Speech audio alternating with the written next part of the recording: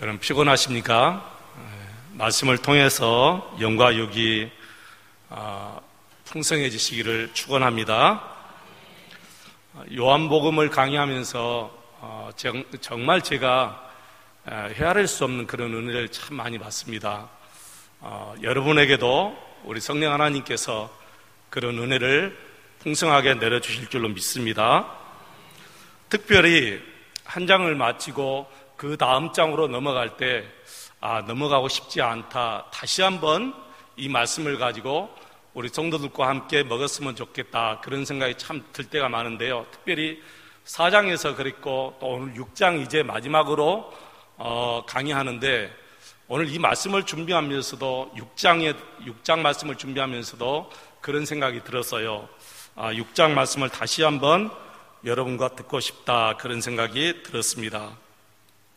특별히 6장에서 여러분 48절 말씀 보시면 내가 곧 생명의 떡이니라, 이 말씀하고요. 그리고 오늘 67절이죠. 예수께서 12 제자에게 이르시되 너희도 가려느냐, 너희도 가려느냐, 이 말씀에서 제가 큰 은혜를 받았습니다. 내가 곧 생명의 떡이니라, 너희도 가려느냐.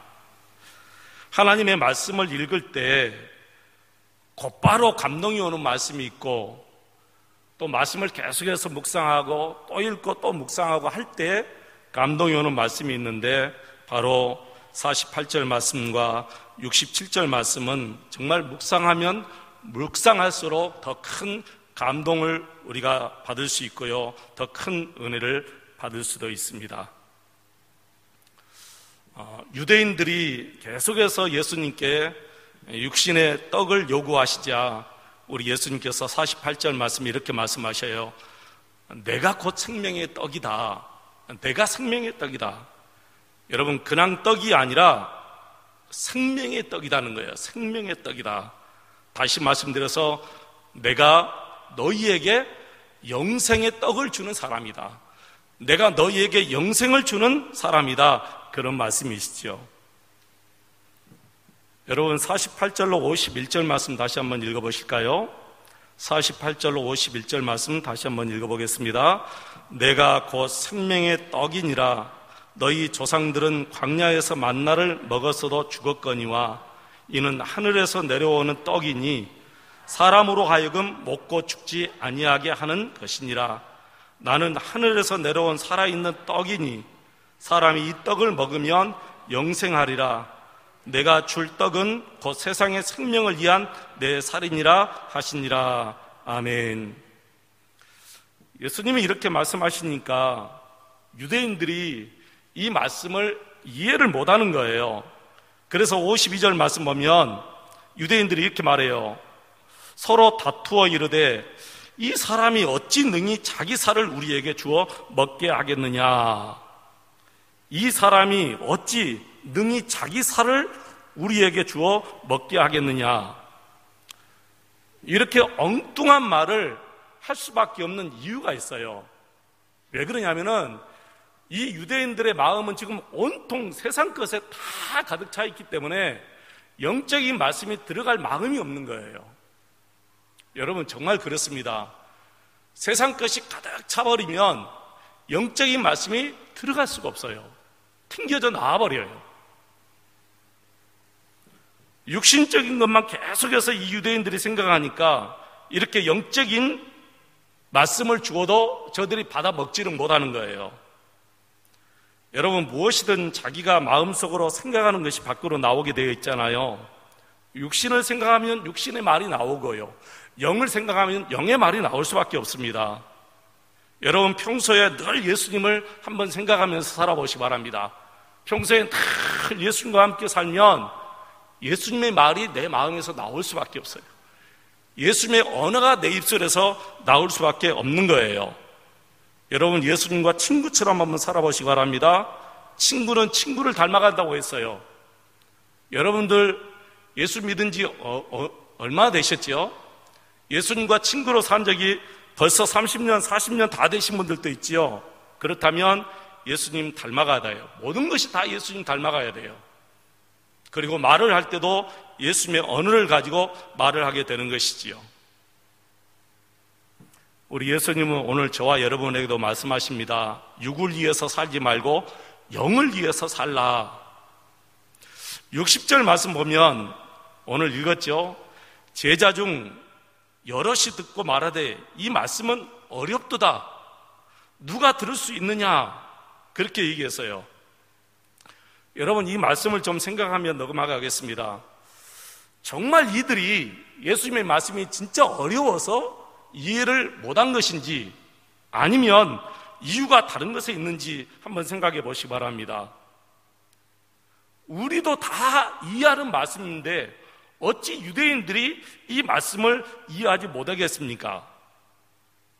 문제는 우리는 마음이 열려져서 하나님의 말씀을 받는 것뿐이고 저들은 마음이 닫아져서 하나님의 말씀을 듣지 못한 것뿐이에요.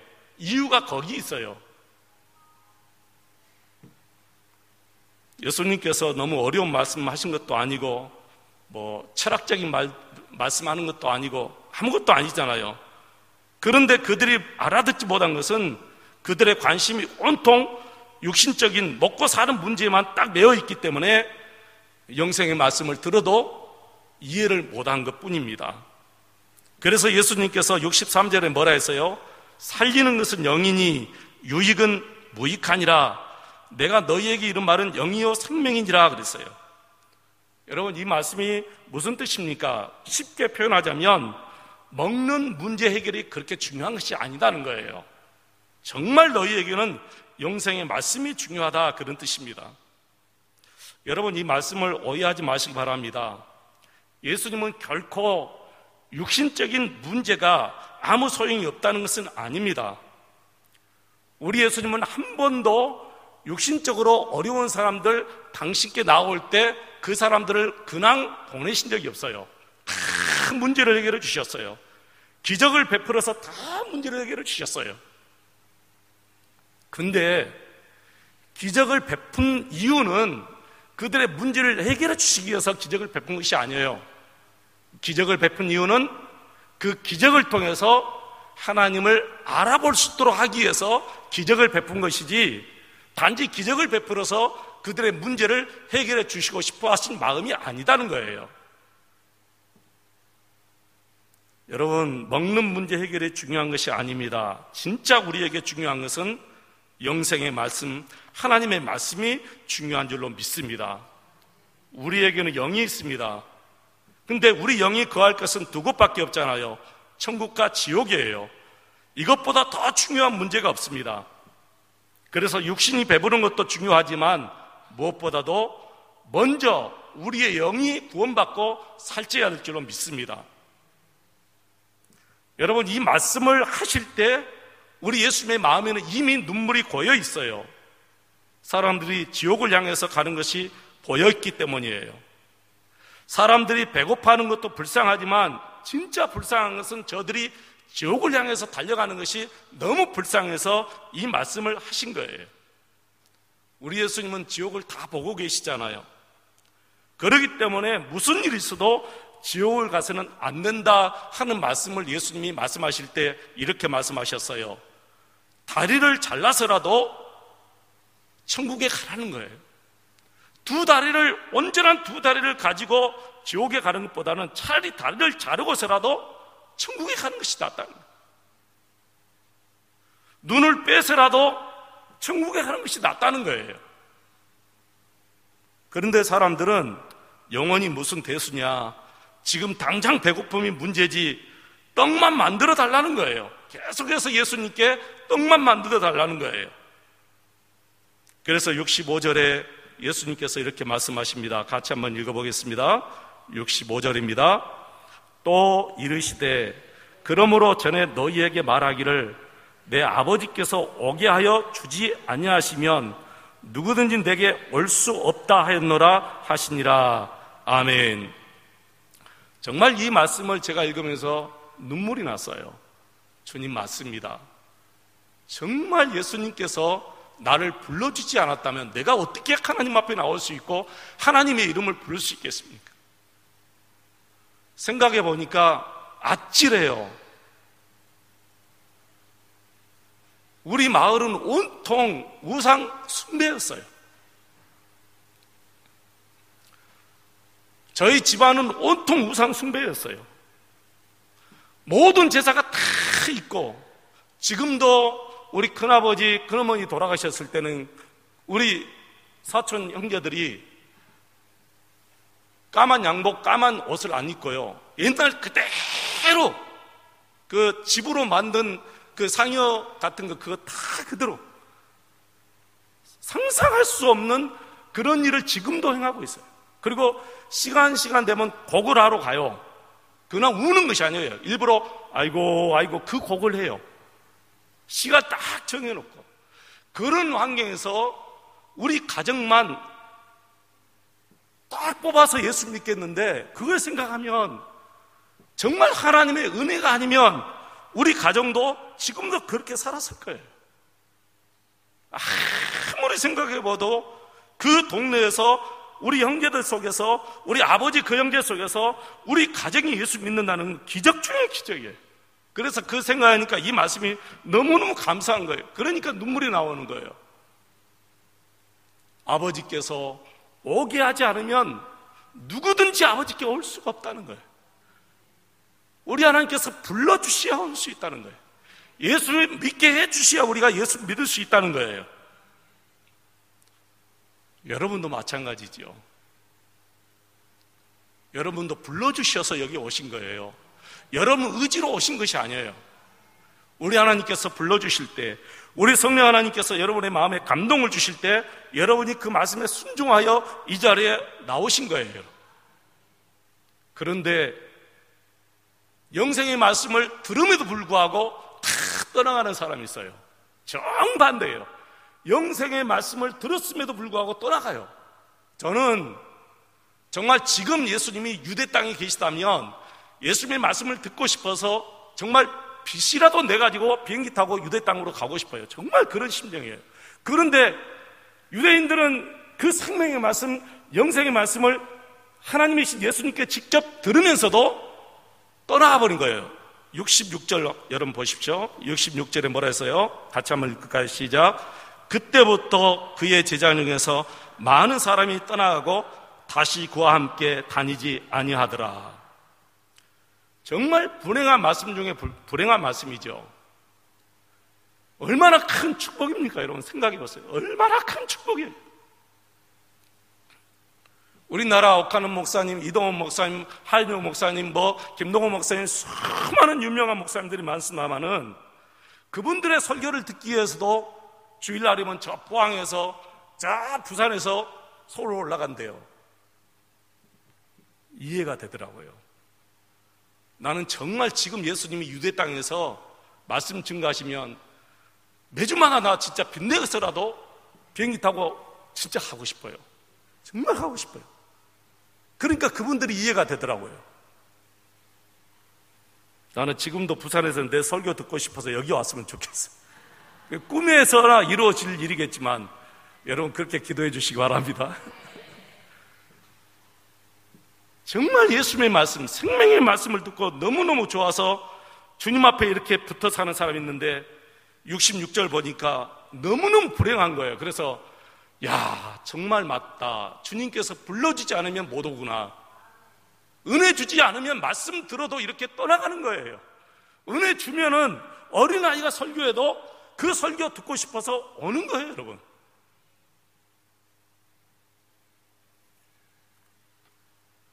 그때부터 그랬잖아요. 66절. 그때부터 이 말씀은 바로 영생의 말씀을 주실 때부터. 그러니까 육의 말씀을 하지 않고 영생의 말씀만 계속하니까 그때부터 사람들이 떠나가 버린 거예요. 다 떠나가고 나니까 67절 우리 예수님이 이렇게 묻습니다. 자, 67절 같이 읽겠습니다. 예수께서 12 제자에게 이르시되 너희도 가려느냐. 오늘 제목이지요. 너희도 가려느냐. 48절 말씀과 67절 말씀 6장에서 계속해서 묵상하고 또 묵상하고 또 묵상했습니다. 그래, 예수님이 나에게는 생명의 떡이야. 그렇게 고백이 되니까 이제는 다 놓아지고 다 포기하게 되고 다 이해하게 되고 온전히 생명의 떡이신 예수님만 보이게 되고 예수님으로 내 안에 충만하게 돼요. 그리고 또 67절 말씀을 계속해서 묵상하는데 정말 처음에는 예수님의 말씀이 처량하게 들렸어요. 너희도 가르느냐? 이 말씀이 정말 그래서 하나님의 말씀은 한 번 읽고 은혜가 되지 않는 말씀은 여러 번 읽고 또 읽고 하면 반드시 놀라운 은혜의 말씀이 팍 주어져요. 감동이 팍 와요. 여러분도 한번 이 말씀을 집에 가셔서 계속 읽어보세요. 너희도 가르느냐? 처음에는 처량하게 들려요. 그런데 나중에는 정말 간곡한 예수님의 말씀이 들려요. 간곡한 말씀으로 들리는데 어떻게 들리냐면 가면 안 된다. 너희들 가면 안 된다. 내가 생명의 떡이다. 너희들 가면 안 돼. 가면 안 돼. 그렇게 들려요, 여러분. 이 말씀이 그렇게 들립니다, 여러분. 계속해서 묵상해 보시기 바랍니다. 어디를 갑니까? 그러니까 베드로가 이 말씀을 딱 듣고 하는 말이 영생의 말씀이 여기 있는데 내가 어디로 가겠습니까? 그렇게 고백이 나오는 거예요. 여러분, 너희도 가려느냐? 이 예수님의 말씀에 여러분도 결론이 서 있습니까? 이미 결론이 딱 서 있어야 돼요. 너희도 가려느냐? 이 말씀에 이미 결론이 딱 서 있어야 돼요. 주님 곁을 떠나지 않겠습니다. 예수님이 생명의 떡이신데 내가 어디를 갑니까? 이렇게 결론이 딱 서 있어야 돼요. 그래야 여러분이 흔들리지 않습니다. 그래야 무너지지 않아요. 여러분의 믿음이 무너지지 않고 흔들리지 않습니다. 69절 말씀 읽겠습니다, 여러분. 69절입니다. 우리가 주는 하나님의 거룩하신 자이신 줄 믿고 알았사옵나이다. 아멘. 우리가 주는 하나님의 거룩하신 자이신 줄 믿고 알았사옵나이다. 할렐루야. 여러분, 정말 하나님이 우리의 주님이시고 우리 예수님이 나의 구주이신 것을 여러분 믿고 알았지요? 이 믿음과 이 알물 하나님이 저와 여러분에게 선물로 주신 거예요. 하나님께서 저와 여러분에게 선물로 주신 거예요. 베드로는 이제 영생을 알았고 영생의 주님에 대한 확신을 가진 제자가 되었습니다. 그러나 모두가 다 베드로 같지는 않습니다. 예수님께서 분명히 말씀하셨죠. 70절로 71절 말씀 보시면 너희 중에 한 사람은 마귀니라. 누구를 얘기하죠? 가룟 유다를 얘기하죠. 가룟 유다는 오병이어 사건 이후 사람들이 정말 예수님께 몰려올 때 수많은 사람들이 예수님께 몰려올 때 정말 흥분해서 가룟 유다가 막 따라다녔어요. 얼마나 여러분 좋았겠습니까? 제가 그 상상을 해봤어요. 내가 예수님의 제자인데 예수님이 12제자인데 예수님이 앞에 가고 12제자는 예수님을 딱 호위해서 이렇게 딱 가요. 그런데 수많은 사람이 쫙 따라오니까 그 광경을 생각하니까 정말 내가 황홀하더라고요. 내가 예수님 된 기분이에요. 실제로 그래요, 여러분. 여러분 한번 생각해 봐요. 대통령이 앞에 딱 가는데요, 대통령의 비서실장 그 사람들이 쫙 대통령을 따라가요. 뒤에 수많은 군중들이 대통령을 보기 위해서 쫙 오면 자기가 대통령이 아닌데도 내가 대통령처럼 그렇게 쫙 의시하게 돼요. 그 누구나 다 마찬가지예요. 이 가룟 유다 모든 제자들도 진짜 그랬을 것 같아요. 얼마나 좋은지 몰라요. 제가 군대에서 헌병 생활했잖아요. 헌병들은 별을 잘 봐요. 소장, 중장, 대장도 봐요. 일반 병들은 못 보는 그런 별들을 본다니까요. 그분들이 한번 이제 전방에 이렇게 사찰 오면은 우리 헌병들이 다 앞서서 간보이하고 그분들 다 초병수고 하는데 나는 가만히 이렇게 서 있는데도 일반 병사들이 딱 지나가잖아. 내 자신이 의시되더라니까. 그거 참 이상해요, 장로님. 아니, 나는 아무것도 아니잖아요. 그리고 그 병사들은 나를 의식하지도 않아요. 근데도 내가 대장을 이렇게 딱 호위하고 있다는 것이 얼마나 진짜 놀라운 일인지 몰라요. 예수님의 제자들이 그랬어요. 수많은 사람들이 예수님을 쫙 올 때 얼마나 좋았겠어요. 그런데 한순간에, 그때부터 한순간에 예수님 곁을 다 떠나가니까 이 가룟 유다가 마음속에 예수님도 별것 아니구나. 그때부터 마귀가 이 가룟 유다 마음속에 예수님을 팔 마음을 딱 심겨주어요. 요한복음 13장 2절 보면 마귀가 벌써 시몬의 아들 가룟 유다 마음에 예수를 팔려는 생각을 넣어주었다, 그렇게 말했어요. 그리고 27절에 보면 마귀가 가룟 유다 속에 들어갔다, 그렇게 얘기해요. 영생에 대한 확신이 딱 없잖아요. 한순간에 그분의 믿음은 허물어지게, 모래성은 한순간에 허물어져요. 여러분,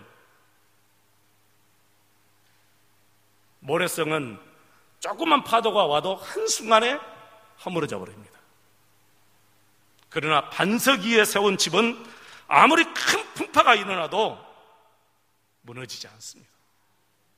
나는 저와 여러분의 믿음이 모래에 세워진 집이 아니라 반석, 예수님 위에 세워진 그런 정말 강한 믿음이 되시기를 주의 이름으로 축원을 드립니다.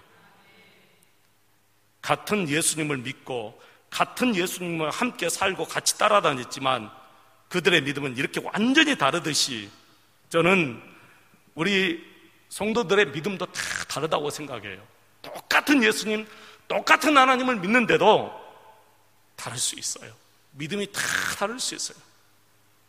저와 여러분의 믿음은 가룟 유다의 믿음이 아니라 정말 베드로의 믿음이 되시기를 축원합니다. 물론 베드로의 믿음도 예수님께서 재판받을 때 예수님을 모른다고 3번이나 부인했지만 결국에는 베드로가 그의 믿음이 회복됐습니다. 성령님께서 그의 믿음을 다 회복시켜 주셨어요. 성령님께서 그의 믿음을 다 회복시켜 주셨어요. 누구나 흔들릴 수 있습니다. 그러나 다시 예수님을 붙잡고 다시 예수님 앞에 나오면 반드시 이 베드로처럼 회복되는 놀라운 역사가 일어나요. 우리 중에 혹시 지금 믿음이 약해져 가고 있는 분도 없지 않아 계실 수도 있어요. 여러 가지 많은 문제 때문에 한순간에 우리의 믿음은 약해지고 염려와 근심은 확 올라갈 수 있습니다. 그때 주님을 보셔야 돼요. 그때 주님을 안 보면 계속해서 염려와 근심 속에서 들어가는데 그 시간이 정말 오래 걸려요. 얼마나 오래 걸리는지 몰라요. 저는 예전에 그 군에 있는 이병이 자살을 했는데 유서에 뭐라고 했냐면은 군생활 2년이 너무 깁니다. 길어요, 여러분? 군생활 2년이 왜 깁니까, 여러분? 짧죠? 그런데요, 문제가 있는 사람은요 2년이 20년처럼 보이는 거예요. 다 마찬가지예요, 여러분. 정말 그래요. 걱정과 근심에 한번 딱 눌러봐요. 하룻밤이 정말 며칠 밤처럼 여겨져요. 저는 그때 처음으로 그 이병이 쓴 그 유서 보고 저는 죄송합니다, 저는 미친놈 그렇게 생각했어요. 저는 3년 동안 정말 눌룰라 하면서 군생활을 했어요. 그런데 2년이 길다고 자살해? 그런데 나중에 정말 생각해 보니까 내가 생각을 잘못했구나 생각이 확 들더라고요. 그에게는 어떤 문제가 있는지 모르지만 2년이 20년처럼 느껴졌기 때문에 자살한 거예요. 우리가 함부로 판단해서는 안 되겠더라고요. 우리는 자꾸 함부로 판단해요, 여러분. 제가 회개했습니다. 그 애가 2년이 어떤 문제가 있어서 2년이 20년이라고 느껴졌을까? 문제가 있는 사람은요 진짜 그래요. 아주 짧은 한순간도 막 1년처럼 그렇게 느껴질 때가 있거든요. 그래서 우리 교회 시험 든 성도들이나 어려움 있는 성도들 우리가 함부로 판단해서는 진짜 안 돼요. 아이고 저것 가지고 뭘 저렇게 마음 아파하고 시험에 드냐? 그러면 안 돼요. 우리가 좀 더 심사숙고하고 더 깊이 생각하면서 저분에게 어떤 일이 있을까? 우리가 알려고 노력해야 되고 이해하려고 노력해야 되고 그리고 비판하기 전에 그분의 아픔과 함께 동참해서 기도하는 그런 성숙한 우리의 믿음이 가져야 돼요. 그래야만 진짜 교회예요. 그래야 진짜 우리 하나님께서 기뻐하시는 우리 목포 세안교회가 될 줄로 믿습니다. 사랑하는 성도 여러분, 여러분의 믿음이 흔들리지 마시기를 축원합니다. 어떤 경우에 있어서도 정말 반석 위에, 반석은 우리 예수님이시죠? 우리 예수님 위에 딱 세워진, 그래서 어떤 풍파가 일어나고 어떤